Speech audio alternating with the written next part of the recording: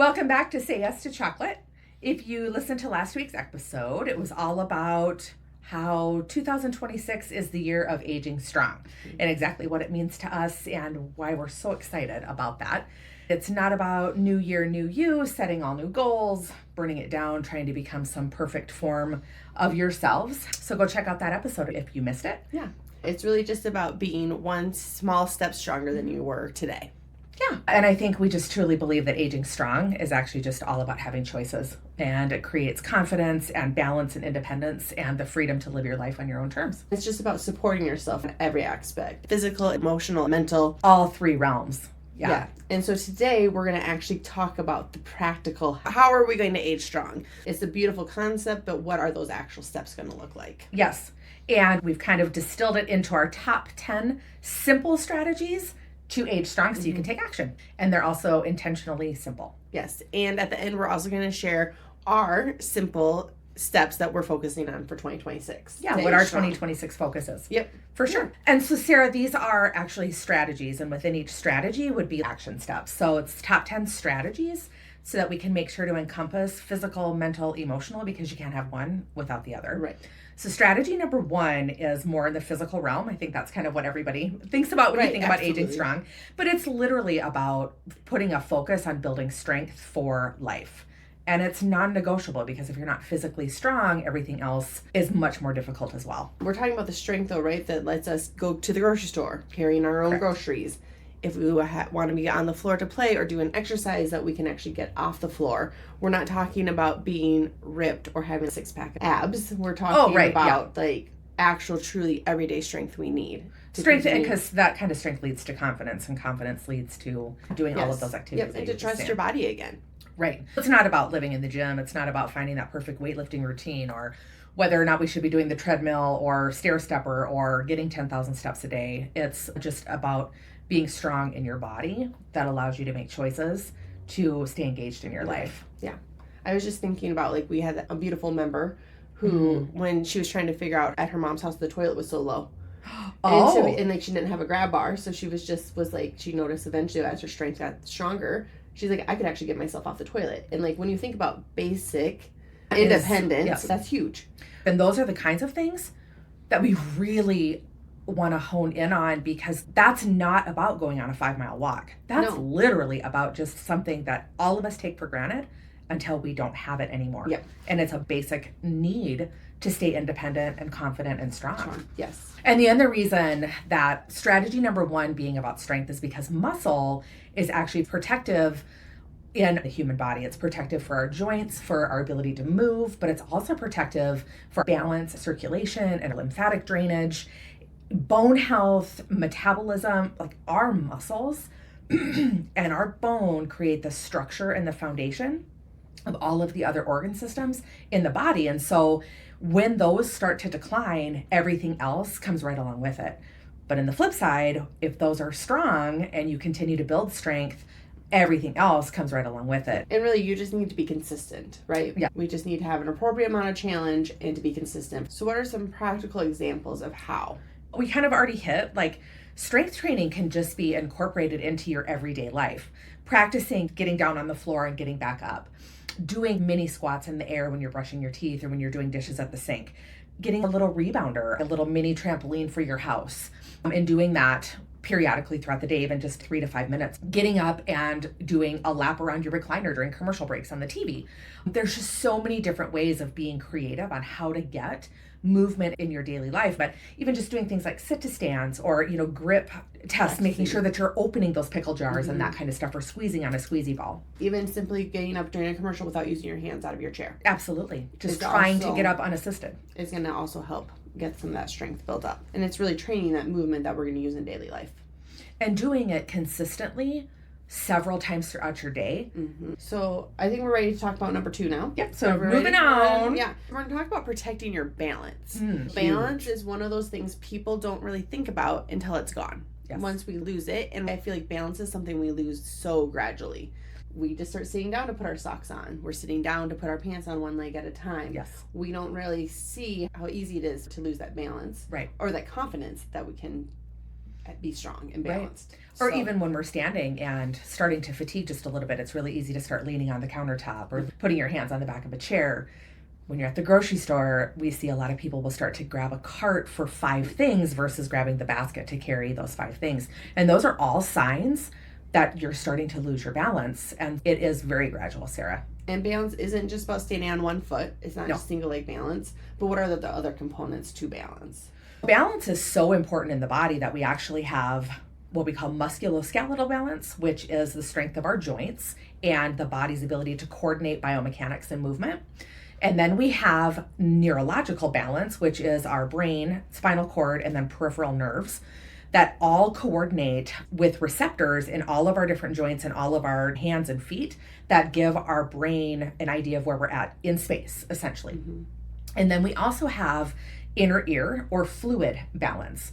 And that is what allows the body to right itself during movement. So when you stand up, the balance or the fluid in your ear automatically kind of balances itself. So if you think about a lake with waves in it, I think if anyone has ever experienced vertigo or has had where you get kind of motion sick, you can very much relate to that kind of balance. But balance is so important that the body has 3 different systems to maintain balance in the human body. And as we get older, all 3 of those balance systems can start to weaken and really throw the body off. Yeah. And like reaction time is also part of it, right? That's neurological balance. That's part of the neurological balance. Okay. Yep. Perfect. Reflexes, reaction time. And to a certain extent, musculoskeletal balance as well. So if you think about tripping off of a curb and trying to right yourself, when you're a kid, it's no problem. But as you get older, that can start to turn into, holy cow, you don't stop your fall until you grab onto something. And then, of course, as you get much older, a lot of times those can lead into falls, which can be catastrophic. Yeah. Balance gives us confidence.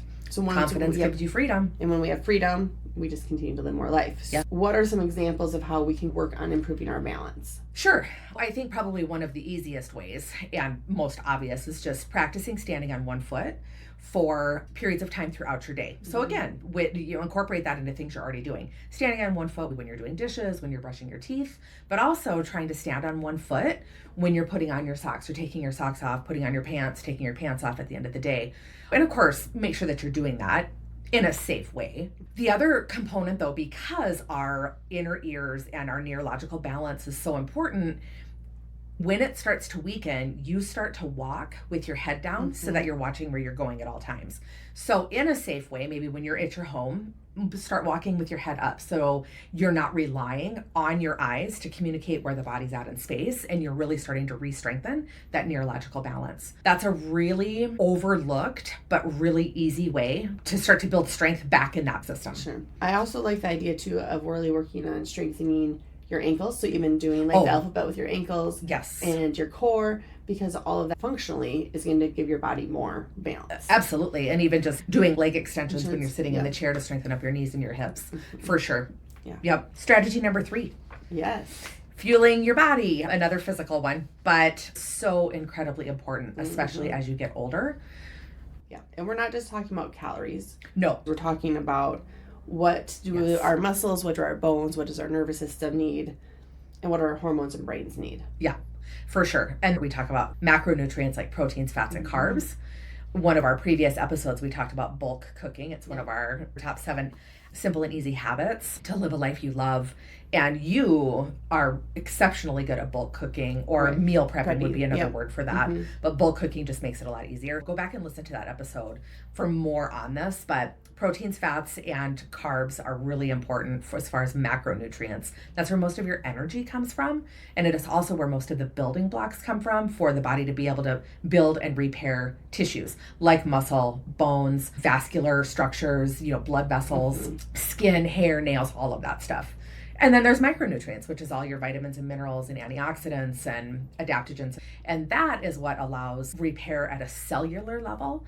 And again, is really important for energy and then the body's ability to clear toxins.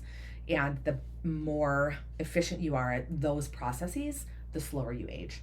Yeah. So we've kind of already touched on some of the how, but Yep. making sure you're getting enough protein to support your muscle and recovery and your bones. And we also talked about protein in Yep. another episode. Minimum of 100 grams a day, Mm-hmm. upwards of your ideal body weight, 2 grams in a day. So go listen to that for some really good practical tips. Yeah. And just really considering, right, I think especially as just different generations have such different viewpoints on food. So food it's really created to nourish our body. Yeah. So Food is fuel, food is nourishment. And so eat to nourish, but also food should be a little bit fun as well. Absolutely. Yeah. So a little bit of chocolate. food should be fun, like chocolate. Yeah. Yeah, for sure. So now we're going to talk about strategy number 4, Yes. which is something I've definitely been working on. It's supporting your nervous system, which is more of a mental and emotional one, and one that I don't feel like a lot of us talk about or grasp a lot. But you can't age strong if you're chronically stressed every day. Yes. And stress is tricky because I think a lot of us have stress and either think, well, there's nothing I can't change the situation that's causing stress. There's no point in doing anything. Or we don't even realize how stressed we are. Right. And I think when you become in almost a chronically stressed environment, it becomes so much your normal that it's very insidious. And to your point, you don't even realize just how stressed you are. Mm-hmm. It's one of those things that you don't even realize until it's gone, the impact it was having. One thing that I want to touch on, though, with this, Sarah, because for me, when somebody says nervous system, I know what that means. We've had this conversation, though, before, and I have this conversation a lot with my patients and a lot with our members now at the Wellness Center. Tell me, from your perspective, what is the nervous system and what does it do in the body? Sure. So your nervous system, to me, it's lots of things, but I really think about like the vagus nerve. Mm-hmm. Which is it's a nerve that goes from the top of your... This is an anatomy lesson. It is, and I actually struggle with that. But it goes from essentially the top of your throat down through your stomach. Yeah. And so it's your safety system. It's the signaling that goes up to your brain that says either we're safe or we need to be in fight and flight because this is what we need to do to survive. So if you think about like in caveman time, the nervous system would say, hey, there's a lion, we need to run, and it would run. But we still have that same system. We just no longer have lions chasing us anymore. And lions, we do have lions chasing us. Yes, we do. But not in caveman, because when the lion chased us, it was a moment in time. Yes. And then it was gone. Yeah.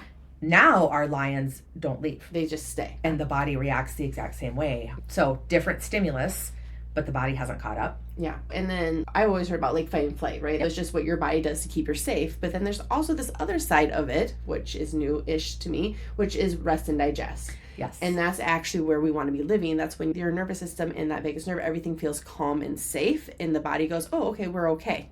We can breathe. We don't need to worry about fighting. We don't need to try to survive because we're going to be okay. Correct. And that system can be turned on and off, both sides of it. Yep. And you've become really intentional the last year or two in trying to activate more of that rest and digest, more of that parasympathetic is what that's called. That's what I don't use. Yes. Those are the words, and we don't need to use those words.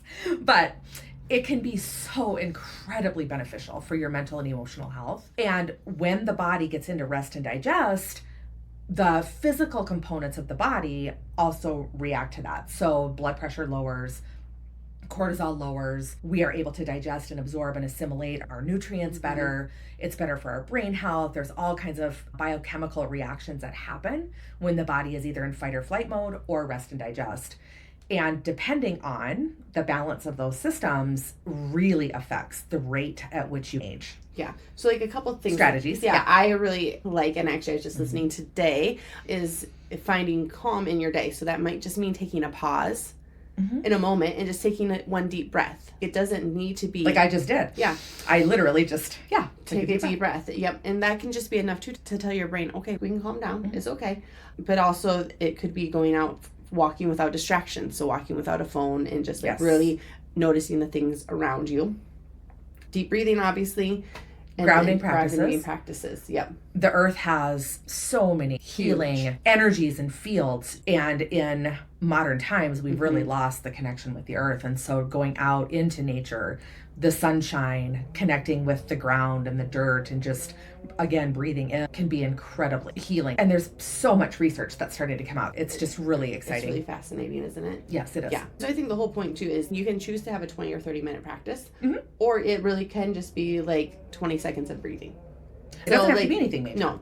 And you're going to get benefit no matter what. So strategy number 5, maintaining joint confidence, not just your mobility. We're talking like confidence in the ability to get out of a chair without the knees giving out, confidence in being able to go grocery shopping without our back killing us, sitting at a basketball game on the bleachers without our neck and our upper back, starting to turn into fire. Yeah. So that kind of confidence. Yeah, because when we don't have that confidence, we start avoiding movement. We start avoiding things like going to our grandkids' basketball games because the bleachers are hard. We also, back to your point of even just like using the restroom, if we know that there's a restaurant and all of our friends want to meet up for coffee, but we know that the restroom, there's no grab bars or the toilets are low to the ground, the less confident you are, you're going to start to say no to those things. Yeah. It starts to really impact at a granular level the choices we make. Yeah. I think examples of how can go back to some of what we talked about with just plain old, strengthening the body and improving balance. But I think one thing mentally here that I really want to touch on, especially after my years in clinical practice, is pain and dysfunction and weakness are really easy to ignore when they don't overtly affect your life or until they start to overtly affect your life. I think this really can encompass having an honest conversation with yourself about being proactive here instead of reactive. Because if your ankles are starting to weaken or you're starting to notice you're having a hard time going up and down the stairs, rather than saying, it's probably just things that I probably just shouldn't do anymore, or I'm only going to do those when in the privacy so nobody's watching me, because we hear that a lot too. Starting to have that honest conversation with yourself and being like, okay, I'm starting to have some issues here. I don't like this. I need to find some help, because help is out there. And whether that is just literally starting to stand on one foot to strengthen those ankles and strengthen the balance and making those choices and those decisions, or finding some help, going to a physical therapist, hiring a personal trainer, do something like OsteoStrong or osteogenic loading, going for chiropractic care and getting your mobility back and making sure that biomechanically you're able to move, or even just to a certain, put on some ankle weights, but having that honest conversation with yourself that I need to make this a priority and I might need some help here. Yeah. You cannot ignore this. No. When I think especially after injury or Yes. illness, is so easy to just be like, oh, well, I'm just going to be really small and I need to not be moving. But this is just how it is. This is just what aging is. Right. And I'm here to tell you it's not. And it is a choice. And that's what aging strong is all about. Yep. All right. So let's rehash 1 through 5. Okay. Just to kind of revisit that. Yep. So 1 through 5. Yep. We're talking about building strength. Yes. We're talking about protecting our balance. Yes. Fueling the body like it matters. Yes. And supporting our nervous system. Yes. And maintaining joint confidence. Perfect. So that's 1 through 5. Yeah. So then number 6. I love this one. And we'll talk more about this at the very end. But it's about keeping your world big. And this is an emotional one. And I think it's so important because, again, it goes back to if you're starting to age and you're starting to slow down and things are starting to hurt and you're starting to second guess whether or not you should be doing things, it's really easy to make those decisions to start sitting out of life. And the smaller your world gets, the more rapidly everything else starts to snowball on you as well. Because the more you say no to doing things, the more you're sitting around, probably the less healthier you're eating, the more stressed you're becoming, you're consuming things on TV that you probably shouldn't be consuming. All of these things start to just snowball. Yeah. And I'm very guilty of this. I'm an introvert by nature, so it's very easy for me to just say no and stay in my own little world and not put myself out there. And so when fear creeps in and you start shrinking your lives is when we see a rapid increase in that rate of decline. And sometimes this happens, like you had just said, after an injury or after an illness of some kind or after a catastrophic, death in the family, and people just start to just really inwardly shrink. Yeah, we see that a lot. Yeah. So the more confident you are, the more things you say yes to, the more enjoyment there is in life, and you can just see people come back to life. Yeah. And the world is just more open. There's just more choice. Absolutely. Yes. And laughter is the best medicine. It really is. And it's really easy to be joyful and be laughing when you are engaged and involved and your world is big and emotional and you have a whole, nest of people around you that are filling your soul. So really say yes to those walks. Say yes to the coffee dates. Say yes to chocolate. Say yes to chocolate. Yes. Choose to participate instead of sitting out. Yes. Just also, it's not letting that discomfort, because sometimes new things can feel scary. Absolutely. And so that's also when you want a friend to go with you, because then it's less scary, right? So it's just saying it's okay that this is uncomfortable, but we're going to try something new anyways. Yes. And I think that can be a mindset reframe, right? Yeah. It can be scary and you can focus on the scary and the unknown, or it can be like so awesomely full of possibility and opportunity. And at the end of the day, you might try something new and it might be a heck no, never Yep. again, but holy cow, what some laughs did we have. Right. Or it might be, heck yes, I just met some amazing people to bring into my tribe. Yeah. You just never know. Having the choice to be able to make those decisions is a beautiful thing. Yes, it is. And along that line, we're also going to talk about training your mind. You know, Sarah, your mindset really does determine your outcomes as you age. And the internal story that you tell yourself, so we all have that internal dialogue that's on kind of repeat, really matters. Yes, it really does. So if the story we're telling ourselves is this is just part of getting old, this is just part of aging, the body's going to follow that same process. It does. And if that's the story that you're telling yourself, that's also the story of just settling. And when you settle, the choices that you're making become smaller and smaller and smaller, and aging becomes faster and faster and faster. Yeah. So maintaining a mindset of curiosity and adaptability and opportunities and possibilities, and that change really is possible. And in all honesty, it literally is only one choice away. Yeah. So and really, I mean, and aging is hard.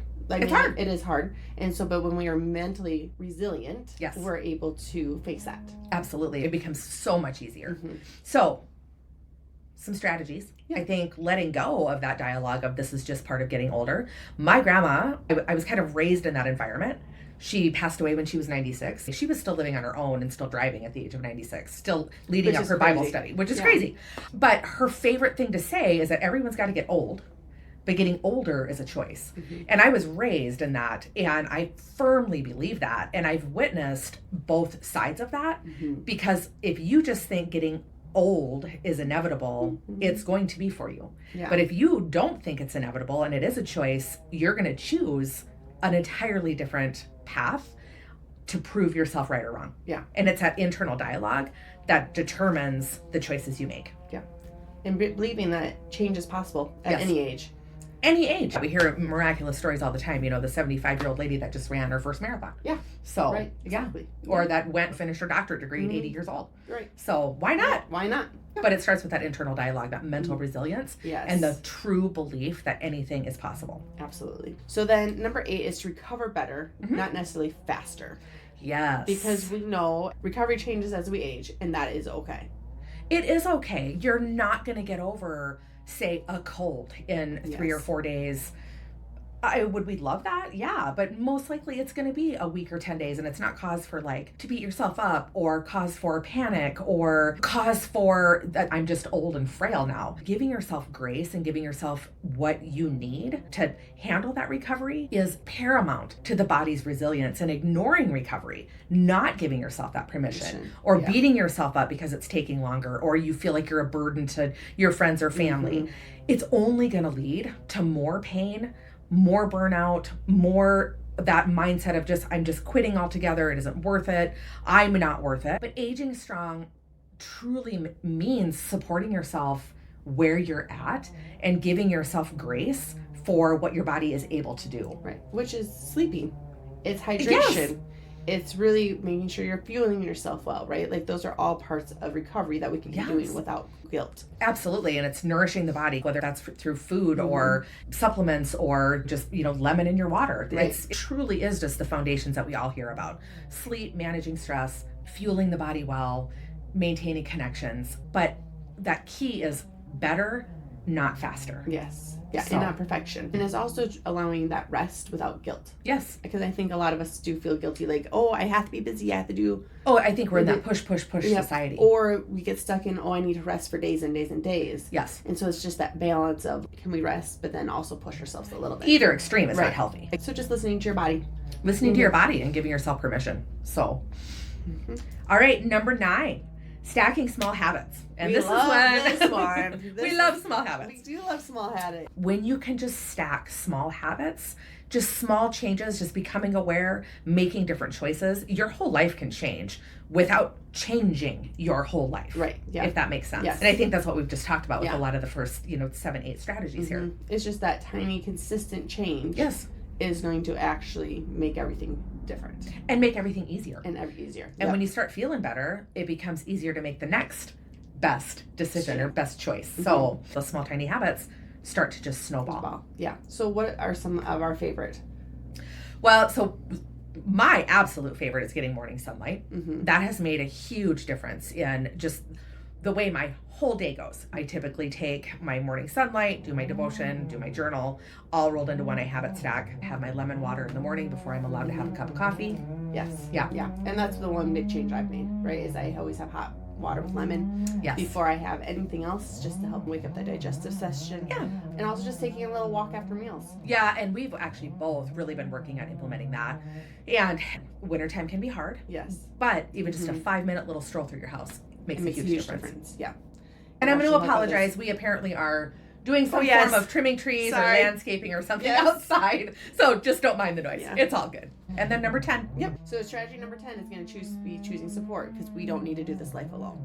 And we weren't actually designed to do this life alone. No. Human beings are herd animals. We have to have a tribe. Yeah. So that community, accountability. Yes. And it doesn't have to be anything big. One friend, a spouse, a sister. You can have a whole community, you can have a whole group, you can have a whole organization you belong to, but it doesn't have to be 12 or 18. No, as an introvert and somebody that doesn't like a huge community, that's overwhelming to me, and it creates more stress. I can't maintain that. I don't mind big gatherings periodically, but I can't maintain it. It becomes a have to instead of a get to. But I do have a core set of people in my life at all times that I'm consistently connected to. Yeah. All right, so those are the top 10. Let's recap it just real quick, Sarah. Okay, so we're talking about building strength for real life, protect our balance, fueling our bodies like it matters, because it does, support our nervous system, maintain that joint confidence, keep our world big. We are going to train our minds, and then we're going to recover better, not necessarily faster, just better. We're going to stack small habits, and we're going to build community. Yes. So those are the top 10 strategies. Don't do them all at once. No. There's lots of different how-tos to do that. And pick 1 or 2 or 3 and watch your world change. And that's what we're going to talk about now is our personal focus for 2026 for aging strong. Yes. And so for me, I turned 48 this year, 29, but let's be for real, it's 48. And as I'm moving deeper into that next season of my life, and that is hormonally things are changing, but also my kids are growing up. My daughter is going to be 20 this year. They're moving out of teenage years, and it's just a whole new season. It's a whole new season in our marriage and our community. It's a whole new season of our purpose, really. And so my personal focus is twofold. And first, because I am going to be 48, it's maintaining muscle mass and bone strength and nervous system resilience. I really am trying to get away from working out in order for the aesthetic portion of it, or even working out for like the energy production of it, and really focusing more on maintaining strength, maintaining balance, keeping that muscle mass, because muscle mass is absolutely vital for bone strength. You cannot build bone if your muscle mass is deteriorating, and you cannot build muscle mass if your bone mass is deteriorating. So they go hand in hand.